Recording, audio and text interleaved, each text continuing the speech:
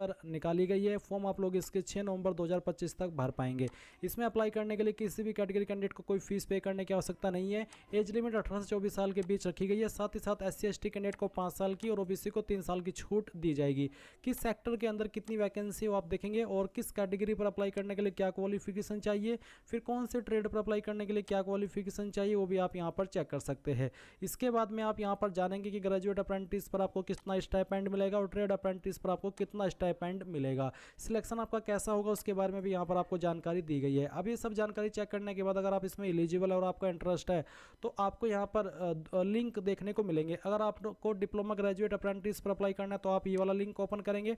अगर आपको ITI apprentice पर अप्लाई करना है तो आप apply online link for ITI apprentice इसके ऊपर क्लिक करेंगे। इसके ऊपर क्लिक करने के बाद आपके सामने ये वेबसाइट आ जाएगी। यहाँ पर आने के बाद में आपको क्या करना है, लॉगिन रजिस्टर कैंडिडेट इसके ऊपर क्लिक करना है और इसके ऊपर क्लिक करने के बाद आपके सामने कुछ ऐसा इंटरफेस आएगा। मैं आपको बता दूं कि अगर आपने इस वेबसाइट का इस्तेमाल करके पहले कोई फॉर्म भरा है तो आपका अकाउंट बना हुआ होगा। आप डायरेक्टली यहाँ पर लॉगिन एज ए कैंडिडेट इसमें आपकी रजिस्टर्ड ईमेल आईडी डाल करके कैप्चा वेरीफाई करेंगे और सबमिट कर देंगे। आपके ईमेल पर और नंबर पर एक OTP जाएगा। जैसे आप OTP वेरिफिकेशन करेंगे तो आप लॉगिन हो जाएंगे। बट गाइज अगर आप फ्रेशर है, आपने इस वेबसाइट का इस्तेमाल करके पहले कभी कोई फॉर्म नहीं भरा, पहली बार ये फॉर्म भरने वाले हैं, तो आप यहाँ पर रजिस्टर एज ए कैंडिडेट इसके ऊपर क्लिक करेंगे। अगर आप अभी ITI कर रहे हैं तो आप ITI स्टूडेंट सेलेक्ट करेंगे, नहीं तो आप यहाँ पर आपका मोबाइल नंबर डालेंगे जो आप रजिस्टर करना चाहते हैं, अपनी ईमेल आईडी डालेंगे, ईमेल आईडी को दोबारा डाल करके वेरीफाई कर देंगे और एक कैप्चा कोड डालने के बाद रजिस्टर इसके ऊपर क्लिक करेंगे। अब गाइज आपके नंबर पर जो OTP आया है वो OTP आप यहाँ पर डालिए और सबमिट के ऊपर क्लिक कीजिए। सबमिट पर क्लिक करने के बाद आप देखेंगे रजिस्टर्ड सक्सेसफुली और आपको यहाँ पर एक नंबर मिल चुका है। ये आपका अप्रेंटिस कोड है, आपको इसको कॉपी करना है और यहाँ से आपको ओके कर देना है। ओके करने के बाद में अब आपकी जो ईमेल आईडी अभी आपने रजिस्टर की है वो आप यहाँ पर डालिए, आई एम नॉट रोबोट इसके ऊपर क्लिक कीजिए एंड देन फिर से सबमिट के ऊपर क्लिक कीजिए। अभी गाइस जब आपने यहाँ पर OTP वेरिफिकेशन किया तो उसी वक्त आपको आपकी जो ईमेल आईडी आपने यहाँ पर रजिस्टर की है उसके ऊपर एक ईमेल सेंड की गई है जो कि इस प्रकार की है, जहाँ पर है यूजर वेरिफिकेशन के नाम से सब्जेक्ट और आपका रजिस्टर नंबर इसके अंदर दिया है, साथ ही बोले प्लीज एक्टिवेट योर अकाउंट। तो आप यहाँ पर एक्टिवेट के ऊपर क्लिक कीजिए। इसके ऊपर क्लिक करने के बाद में आपका यूजर एक्टिवेटेड सक्सेसफुली यानी कि आपका अकाउंट एक्टिवेट हो जाएगा। फिर आप यहाँ पर आइए लॉगिन रजिस्टर के ऊपर क्लिक कीजिए एंड इसके ऊपर क्लिक करने के बाद में यहाँ पर जैसे कि भी आपको मैंने बताया अपनी रजिस्टर्ड ईमेल आईडी आप एंटर कीजिए। अपना जो यहाँ पर आपको देखने को मिल रहा है आई एम नॉट रोबोट इसके ऊपर क्लिक कीजिए और सबमिट कर दीजिए। नाउ फिर से आपके नंबर और ईमेल के ऊपर एक OTP गया होगा वो आप यहाँ पर डालिए और लॉगिन के ऊपर क्लिक कीजिए। इसके ऊपर क्लिक करने के बाद यहाँ से ओके कीजिए। ओके करने के बाद में यहाँ पर आपको बोले कंप्लीट योर eKYC। तो आप गाइज क्या करेंगे, कंप्लीट योर eKYC के ऊपर क्लिक करेंगे। इसके ऊपर क्लिक करने के बाद में आपका आधार नंबर आप एंटर करेंगे, यहाँ पर आपको टिक करना है और टिक करने के बाद में आप नीचे आएंगे और नीचे आने के बाद में आप सेंड OTP इसके ऊपर क्लिक करेंगे। इसके बाद में गाइज आपके नंबर के ऊपर जो आपका आधार कार्ड के साथ में रजिस्टर है उसके ऊपर एक OTP जाएगा, वो OTP आप यहाँ पर डालेंगे और देन आप यहाँ पर वेरीफाई के ऊपर क्लिक कर देंगे। इसके बाद में गाइज आपकी यहाँ पर eKYC हो जाएगी। फिर आप यहाँ पर राइट साइड में क्लिक करके डैशबोर्ड के ऊपर आ जाइएगा अगर आप किसी और पेज पर पहुंच जाते हैं। फिर आप यहाँ पर अपडेट बैंक डिटेल इसके ऊपर क्लिक कीजिएगा। मेरी प्रोफाइल पहले से बनी हुई है और उसी से मैं जानकारी आपको यहाँ पर अब एक्सप्लेन कर रहा हूँ। तो आप अपडेट बैंक डिटेल के ऊपर क्लिक कीजिए या फिर फिल बैंक डिटेल के ऊपर क्लिक करके आप यहाँ पर अपनी जानकारी भरेंगे। कैसे, आपको आपके IFSC कोड को यहाँ पर डालना है, आपका जो बैंक नेम है वो आप यहाँ पर सिलेक्ट कर लेंगे, आपका अकाउंट होल्डर नेम यानी कि किस नाम पर अकाउंट है वो आपको बताना है, अलाउड फॉर DBT इसमें आपको यस कर देना है, अकाउंट नंबर देना है, अकाउंट टाइप क्या है सेविंग या करंट वो आपको सिलेक्ट कर लेना है। इसके बाद में पूछे कि is the above entered bank account linked seeded with Aadhaar, क्या ये आपका बैंक अकाउंट आधार के साथ में लिंक है, अगर हाँ तो आप यहाँ पर यस करेंगे। इसके बाद में आप यहाँ पर टिक करेंगे। अगर आपको नहीं पता कि लिंक है नहीं है तो आप डोंट नो के ऊपर भी क्लिक कर सकते हैं। फिर आप यहाँ पर सबमिट कीजिए। सबमिट करने के बाद ये जानकारी आपकी यहाँ पर सेव हो जाएगी। इसके बाद में आप यहाँ पर आइएगा और आपको अपडेट प्रोफाइल इसके ऊपर क्लिक करना है या फिर कह लीजिए कि फिल प्रोफाइल डिटेल इसके ऊपर क्लिक करना है। इसके ऊपर क्लिक करने के बाद आपके सामने ये जानकारी आएगी। यहाँ पर मैं इस जानकारी को पहले से भर रखा हूँ तो मैं इसको एडिट करता हूँ। तो आप अबाउट मी के सामने एडिट के ऊपर क्लिक कीजिएगा। इसके ऊपर क्लिक करने के बाद आप अपनी ईमेल आईडी यहाँ पर डालिएगा या फिर यहाँ पर ऑटोमेटिकली भरी हुई होगी। फिर आप यहाँ पर कोई अन्य नंबर देना चाहते हैं अपना तो आप दे सकते हैं, नहीं तो आप इसको खाली छोड़ दीजिए। आपको आपका जेंडर सेलेक्ट कर लेना है, मेल फीमेल जो भी है। इसके बाद में अगर आप दिव्यांग है तो आपको यहाँ पर यस करना है, नहीं तो आप नो कर दीजिए। फिर जो आपकी डेट ऑफ बर्थ है वो आप यहाँ पर कैलेंडर के ऊपर क्लिक करके सिलेक्ट कर लेंगे। आपके फादर या फिर मदर या फिर आपके पति पत्नी का नाम आपको यहाँ पर देना है। आपने जो भी नाम यहाँ पर दिया है उसके साथ में आपका क्या रिलेशनशिप है, फादर फादर है, मदर है या फिर पति पत्नी है वो आप सिलेक्ट कर लेंगे। फिर यहाँ पर आपने आपके फादर का नेम एंटर करना है। इसके बाद में नीचे आपको आपकी माताजी का नाम देना है। आईडी प्रूफ में आप यहाँ पर कोई एक आईडी सेलेक्ट कर लीजिए। जो भी आईडी आप यहाँ पर सेलेक्ट कर रहे हैं उसका फिर जैसे कि मैंने अदर सेलेक्ट किया तो अदर सेलेक्ट करके मैंने यहाँ पर आधार कार्ड लिखा है और फिर आपको यहाँ पर आधार कार्ड की जो फाइल है वो अपलोड करनी है फ्रंट बैक दोनों से। इसके बाद में यहाँ पर गाइस जो आपने आईडी दी थी उसका जो नंबर है वो आप यहाँ पर लिखेंगे।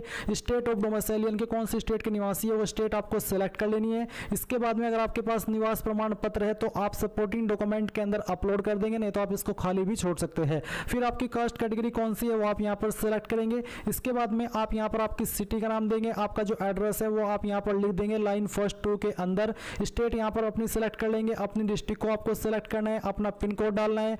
आपको यहाँ पर अब कैंडिडेट सिग्नेचर इमेज के अंदर आपका सिग्नेचर अपलोड करना है, जिसका जो फॉर्मेट है इनमें से कोई भी चल जाएगा। और यहाँ पर आपको अब नीचे आना है और अबाउट मी अपने बारे में कोई भी जानकारी आप देना चाहते हैं, बताना चाहते हैं तो यहाँ पर लिख दीजिए एंड देन फिर आप इसको सेव कर दीजिए।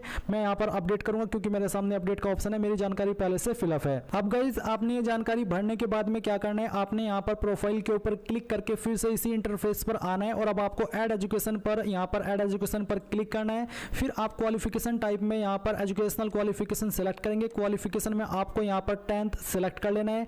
10th सेलेक्ट करने के बाद में यहाँ पर आप स्पेशलाइजेशन के अंदर भी 10th लिख देंगे और फिर इंस्टीट्यूट नेम के अंदर आपको आपके स्कूल कॉलेज का नाम देना है जहाँ से आपने 10वीं की है। एग्रीगेट मार्क्स यानी कि कितने नंबर आपको आए थे और कितने में से आए थे वो आप यहाँ पर टोटल मार्क्स के अंदर लिखेंगे। परसेंटेज आपको यहाँ पर अपनी लिखनी है। स्टार्ट डेट कब आपने 10वीं ज्वाइन की थी वो डेट आप सेलेक्ट कर लीजिए। अगर आपको एग्जैक्ट डेट मालूम नहीं है तो आप एक एक्सपेक्टेड डेट यहाँ पर सेलेक्ट कर लीजिएगा। कब आपने 10वीं कर ली थी वो डेट आप यहाँ पर सेलेक्ट करेंगे। फिर यहाँ पर आपका जो 10th का सर्टिफिकेट है वो आपको अपलोड करना है। जहाँ पर भी आपके सर्टिफिकेट की फाइल है वो आप यहाँ पर सेलेक्ट कीजिए, यहाँ से ओपन कीजिए एंड इसके बाद आप इसको यहाँ पर सेव कर देंगे। मेरे सामने जैसे कि मैंने कहा कि मैं जानकारी को दोबारा से एडिट करके दिखा रहा हूँ तो अपडेट का ऑप्शन है, आपको यहाँ पर सेव करने का ऑप्शन मिल जाएगा। फिर से आप यहाँ पर बैक टू प्रोफाइल के ऊपर क्लिक कीजिएगा और उसके ऊपर क्लिक करने के बाद ऐड एजुकेशन के ऊपर क्लिक करके आप फिर से एजुकेशनल क्वालिफिकेशन को यहाँ पर सिलेक्ट करेंगे एंड अब आपने अगर 12वीं की है तो आप यहाँ पर 12वीं सिलेक्ट कर लीजिए। 12वीं के बाद में आपको यहाँ पर बताना है कि साइंस ह्यूमैनिटी कॉमर्स किससे आपने की है वो आपको सेलेक्ट करना है। स्पेशलाइजेशन के अंदर आप यहाँ पर 12th ही लिख सकते हैं या फिर चाहे तो आप यहाँ पर जो आपका जैसे कि साइंस में PCM था, PCB था, क्या था वो आप यहाँ पर लिख दीजिएगा। इंस्टीट्यूट नेम के अंदर आपको आपके कॉलेज का नाम, यहाँ पर जो नंबर आपको आए थे वो एग्रीगेट मार्क्स के अंदर लिखने हैं और कितने में से आए थे वो आप यहाँ पर टोटल मार्क्स के अंदर डाल देंगे। फिर यहाँ पर अपनी परसेंटेज लिखेंगे, कब आपने 12वीं ज्वाइन की थी वो डेट डालेंगे, कब आपने कंप्लीट कर ली थी वो डेट आप यहाँ पर सिलेक्ट कर लेंगे, अपना 12वीं का सर्टिफिकेट आप यहाँ पर डाल देंगे एंड देन फिर से अपडेट कर देंगे। फिर आप गाइज एक बार फिर से बैक टू प्रोफाइल के ऊपर आ जाएंगे। तो यहाँ पर आने के बाद में एक बार फिर से आप ऐड एजुकेशन के ऊपर क्लिक कीजिए। इसके ऊपर क्लिक करने के बाद में अब आपको यहाँ पर एजुकेशनल क्वालिफिकेशन सेलेक्ट करना है। इसके बाद में अगर आपने ITI की है तो आप यहाँ पर ITI सेलेक्ट कर लेंगे। फिर आपका जो कैटेगरी सर्टिफिकेट है कैटेगरी सेक्टर है NCVT या फिर SCVT वो आपको सेलेक्ट कर लेना है। स्पेशलाइजेशन किस ट्रेड के अंदर आपने आपकी ITI की है वो आप यहाँ पर डालेंगे। इंस्टीट्यूट नेम के अंदर आपने कहाँ से आपकी ये जो क्वालिफिकेशन है वो की है उसका नाम लिखेंगे। कितने नंबर आपको आए थे वो आप यहाँ पर एंटर करेंगे, कितने में से आए थे वो आप यहाँ पर डालेंगे। परसेंटेज आपको यहाँ पर डाल देनी है, कब आपने ITI ज्वाइन की थी वो डेट सेलेक्ट करेंगे, कब आपने कंप्लीट कर ली थी वो एंड डेट के अंदर सेलेक्ट कर लेंगे।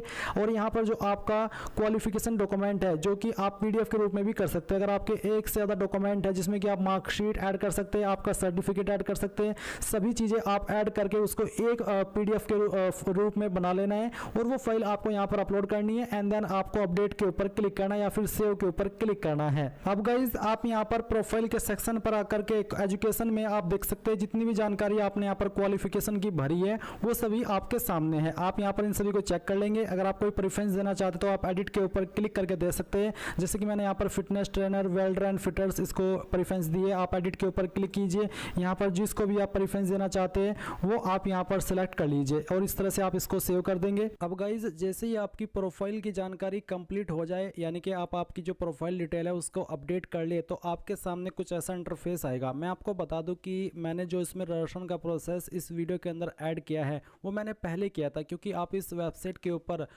लाइफ टाइम के अंदर एक ही बार रजिस्ट्रेशन कर सकते हैं, जो कि मेरा पहले से होकर के रखा है, मैं इसको बार बार नहीं कर सकता, इसलिए वही पार्ट मैंने इसमें ऐड किया था। और उस वक्त इस वेबसाइट का इंटरफेस थोड़ा अलग था, इस बार थोड़ा सा अलग है, तो आप कन्फ्यूज मत होइएगा। अगर आपको कोई ऑप्शन सही से दिखाई ना दे, आप किसी ऑप्शन में कन्फ्यूज हो तो आप वो कमेंट के माध्यम से पूछ लेना कि सर हमें ये चीज़ समझ में नहीं आ रही है कि यहाँ पर क्या कैसे क्या फिल करना है, तो मैं वो चीज़ आपको क्लियर कर दूंगा। अभी आपके सामने जब ऐसा इंटरफेस आए, आपको क्या करना है, आप माई अपॉर्चुनिटीज़ इसके ऊपर क्लिक करेंगे। इसके ऊपर क्लिक करने के बाद आपके सामने कुछ ऐसा इंटरफेस आएगा जैसे कि आप वीडियो में देख सकते हैं। यहाँ पर आपको सबसे पहले इसमें क्या करना है, आप कई तरीके से आपकी इस अपॉर्चुनिटीज़ को फाइंड कर सकते हैं, जो कि अभी मैं आपको इस वीडियो के अंदर बता रहा हूँ। जैसे कि सिलेक्ट कोर्स टाइप, फिर सिलेक्ट सेक्टर इंडस्ट्री, फिर सेलेक्ट क्वालिफिकेशन, यानी कि क्वालिफिकेशन वाइज भी ढूंढ सकते हैं, कोर्स नेम वाइज ढूंढ सकते हैं, लोकेशन वाइज ढूंढ सकते हैं, और आप इस्टेब्लिशमेंट वाइज भी ढूंढ सकते हैं। इस्टेब्लिशमेंट मींस आपका वो कंपनी जो कि आपको अप्रेंटिस की वैकेंसी ऑफ़र कर रहा है। तो यहाँ पर जो ऑफ़र करने वाली कंपनी है वो ONGC है। ONGC की फुल फॉर्म क्या है वो आप देख सकते हैं, oil and natural gas corporation limited. तो अभी आपको क्या करना है, आप यहाँ पर इसमें सर्च बाय एस्टेब्लिशमेंट में oil and natural gas corporation limited ये सर्च करेंगे, और उसके बाद में जो आपको यहाँ पर इस तरह से ये सजेशन आएंगे, आपको इसको क्लिक कर देना है। इसको क्लिक करने के बाद में यहाँ पर अगर उस कंपनी के अंदर करंटली वैकेंसी अवेलेबल है तो वो आपको यहाँ पर देखने को मिलेगी। जैसे कि मैंने Indian oil and natural gas corporation limited select किया, तो मेरे सामने यहाँ पर नो अपॉर्चुनिटीज़ फाउंड, यानी कि कोई भी अपॉर्चुनिटीज़ इसके अंदर नहीं मिली है। तो मैं अगेन यहाँ पर इसको दोबारा से सर्च करता हूँ। अभी गाइज यहाँ पर मैंने काफ़ी बार सर्च किया, तब जाकर के मुझे वैकेंसी शो हुई है। तो आप इसमें अगर प्रॉब्लम फेस करें तो ये जो डिटेल्स मैं अभी आपको वर्बली बोल करके बताने वाला हूँ वो आपको समझनी है, तभी आप यहाँ पर अपनी वैकेंसी को देख पाएंगे। जैसे कि मैंने यहाँ पर oil and natural gas corporation limited search किया था, तो पहली बार सर्च करने पर जो सजेशन है वो काफ़ी सारे आए, और मैंने सभी सजेशन पर एक एक करके जब क्लिक किया तो यहाँ पर कुछ सजेशन में मुझे वैकेंसी शो नहीं हुई, जिसका मतलब है कि मैं यहाँ पर कोई भी वैकेंसी नहीं देख पा रहा था। बट अभी यहाँ पर जब मैंने इसमें देखा कि इसमें मैंने टाइप किया oil and natural gas corporation limited Delhi, तो दिल्ली के अंदर जो वैकेंसी है वो यहाँ पर अपडेट कर दी गई है। आप देख भी सकते हैं, पोस्टेड 17 अक्टूबर 2025,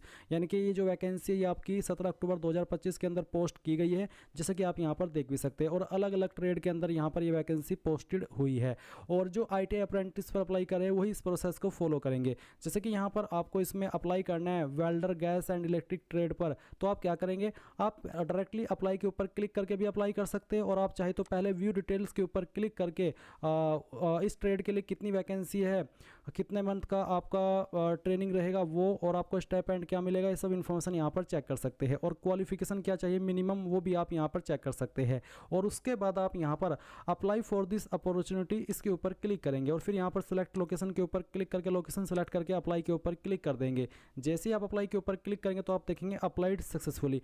अगर आपने आपकी प्रोफाइल की जानकारी को 100% कंप्लीट करके रखा है तो कोई भी एरर नहीं आएगा। अभी आप यहाँ पर देखेंगे इसमें माई अप्रेंटिसशिप्स, इसके ऊपर क्लिक करना। इसके ऊपर क्लिक करने के बाद में यहाँ पर गाइज आपको देखने को मिलेगा कि आपने कितने के लिए अप्लाई किया है, कितनी आपकी अप्रूव्ड हुई है, कितनी आपकी रिजेक्टेड है, और कितनी आपकी पेंडिंग है। आप यहाँ पर इसमें जैसे कि मैंने पेंडिंग को सिलेक्ट किया और फिर सर्च के ऊपर क्लिक किया, अगर कुछ पेंडिंग हुआ तो आपको यहाँ पर देखने को मिल जाएगा, और उसके अलावा अगर रिजेक्टेड है तो आपको सर्च कर लेना है, वो भी आपको यहाँ पर देखने को मिलेगा। इसी के साथ में अगर अप्रूव्ड है तो आपको यहाँ पर वो भी देखने को मिलेगा। एंड अगर आप यहाँ पर कोर्सेज के सेक्शन पर क्लिक करते हैं तो आपको यहाँ पर इस तरह से आपके जो आपने अप्लाई किया है कोर्सेज है वो भी आपको यहाँ पर देखने को मिलेंगे। कई बार ऐसा है, ये जो वेबसाइट है वो अपडेट कर दी गई है, ऑल इंडिया लेवल पर जितनी भी वैकेंसी निकलती है अप्रेंटिस की, अब वो इसी के माध्यम